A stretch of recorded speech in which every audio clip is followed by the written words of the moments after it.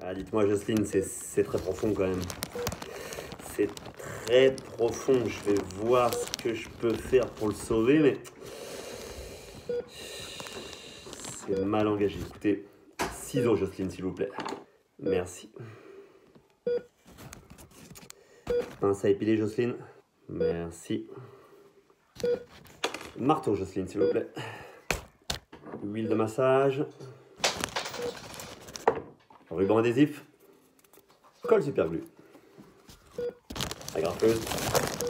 Scotch. Mastic. Eh ben voilà. Voilà monsieur, vous êtes tout neuf. Attention au coquillage quand même, dorénavant. Attention au coquillage. Elle est pas si fragile que ça quand même.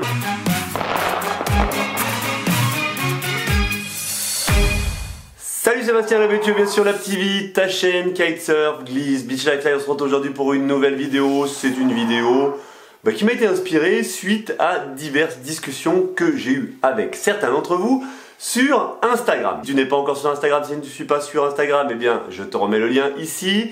Viens, abonne-toi, rejoins-moi, on a des échanges tous les jours avec le Stroglissou et ça nous permet d'avancer ensemble. Alors, la discussion qu'on a eue récemment justement, c'était à propos des ailes d'occasion et à propos des déchirures, micro-déchirures, micro-coupures, coupures sur une aile de kite, quand s'inquiéter, quand réparer, que faire. Ouais, parce que je me suis rendu compte quand même que certains d'entre vous étaient un petit peu des stressés de la vie. Enfin, non, pas vraiment, c'est juste que quand on sait pas, on a tendance à être un petit peu hyper prudent, mais voire trop prudent, au risque tout simplement d'alourdir son kite, de réparer un kite qui n'a pas besoin d'être réparé, etc., etc. Alors quand est-ce que je dois m'inquiéter d'un défaut sur mon kite? À quel moment, et en particulier si on achète de l'occasion, on doit se dire bon là il y a problème, et à quel moment ça n'a pas du tout d'importance pour la qualité du kite en vol et puis pour sa longévité? C'est ce qu'on voit maintenant.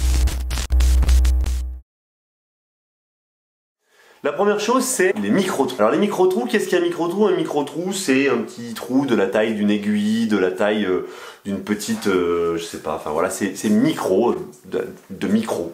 Je peux pas t'en dire plus. Bref, c'est un petit trou d'une forme en général ronde qui ne présente pas d'angle droit et tu peux en avoir plusieurs sur une aile. Il arrive même qu'il y en ait directement sur du spi neuf, sur une aile neuve. Je vois beaucoup de gens et j'entends beaucoup de gens et je lis beaucoup de gens sur les forums dire oui alors j'ai des micro-trous et je mets des patchs.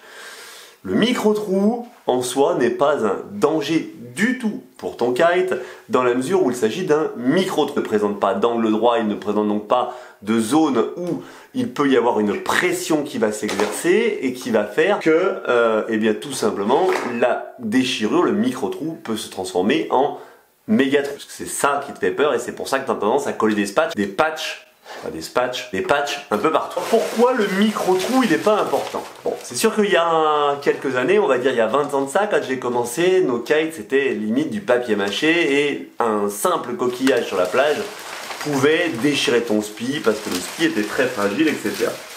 Mais maintenant les spis, donc là je vais prendre le cas du spi de ma wing. Et bien le spi, quand tu le regardes de près, il est composé, on voit une sorte de quadrillage. Donc là, je ne sais pas si on le verra bien à l'image, mais en fonction des marques, donc là pour le spi qui a été utilisé, c'est un double quadrillage. Tu peux trouver du simple quadrillage, double quadrillage, triple quadrillage, voire quadruple quadrillage en fonction des marques. Tout ça, c'est ce qu'on appelle, alors je ne sais plus comment le terme exact en anglais, mais en gros, c'est des filaments qui sont insérés dans ton spi et qui sont donc des stops déchirures. En gros, les petits carrés, chaque petit carré représente un point de force de ton spi.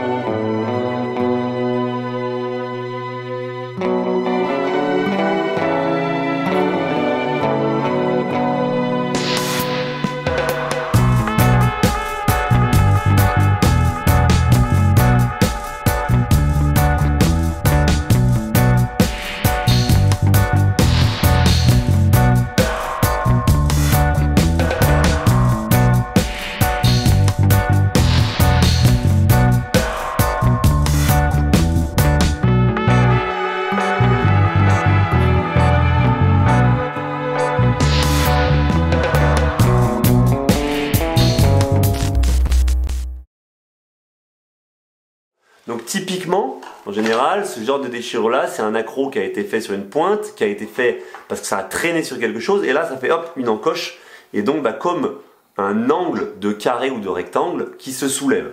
Ça va faire 0,5 cm à 1 cm, donc 1,5 cm à 1 cm souvent, et là, il peut y avoir début de rupture au niveau du SPI, puisque le SPI va travailler, va jouer quand il va se gonfler avec le vent, et va avoir tendance à venir appuyer sur l'angle droit.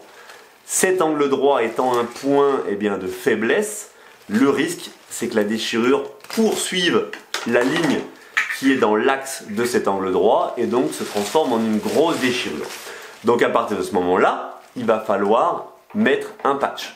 Il va falloir éventuellement faire une réparation. Alors, différence entre patch et réparation. Bien, pour tout ce qui est déchirure de 0,50 cm, donc 0,5 cm à 2 cm, tu trouves ça par exemple chez Decathlon au rayon cerf-volant, un patch SPI autocollant, tu fais une découpe ronde, sans angle droit, tu colles sur l'intrados, la même découpe ronde, tu colles sur l'extrados. Tu as donc des deux côtés ton patch en SPI qui protège. Le patch en SPI, il est lui-même strié, donc tu essaies de mettre les stries dans le même sens que les stries, que les stops. Je ne me rappelle plus le terme en anglais, mais voilà, que ces filaments qui sont à l'intérieur. Et ton kite, il retrouve solidité, il est un petit peu alourdi, mais très peu. Tu as donc sécurisé ton kite, il peut voler, il n'y a aucun souci, il ne s'abîmera pas plus. Par contre, si la déchirure est un petit peu plus importante, si on dépasse on arrive à 2 cm et plus, là, il va falloir faire appel à quelqu'un qui va te réparer le kite, donc les magiciens du kite, les chirurgiens du kite. Voilà, le professeur Bastoun qui opérait en début de vidéo, c'est l'un des meilleurs chirurgiens, mais il est surbooké. Merci.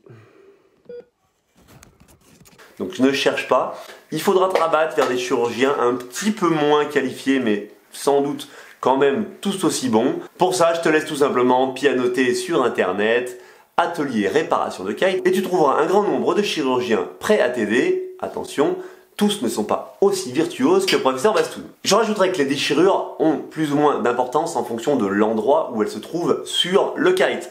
Une déchirure qui se fait très proche du bord d'attaque va avoir tendance à ne pas bouger en vol, mais va avoir tendance par contre, bam, à s'agrandir sur un choc. Pourquoi? Parce que l'onde de choc mise dans le bord d'attaque, quand le kite fait une frontale, va se propager tout de suite par les coutures du bord d'attaque vers la déchirure, et donc la déchirure risque de s'élargir, de s'agrandir. La déchirure se trouve donc plutôt dans le tiers médian, c'est-à-dire au-dessus du bord de fuite, mais pas vers le bord de fuite. Enfin, tu vois ce que je veux dire?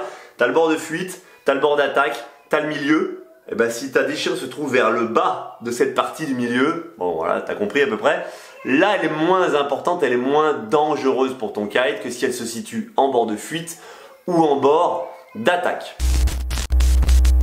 Voilà, bah écoute, si le sujet t'intéresse, si l'entretien de ton kite, si la réparation de ton kite, si tout ça, ça t'intéresse, eh bien je te propose de faire d'autres vidéos là-dessus. Tu n'hésites pas à me mettre tout ça en commentaire. Moi je te dis à très bientôt pour une prochaine vidéo. N'oublie pas, c'est vraiment le bordel à la maison ce soir. Ça gueule dans tous les sens, les vacances arrivent bientôt. On essaie de rester zen, j'essaie de monter le ton pour couvrir tout ça, mais c'est compliqué.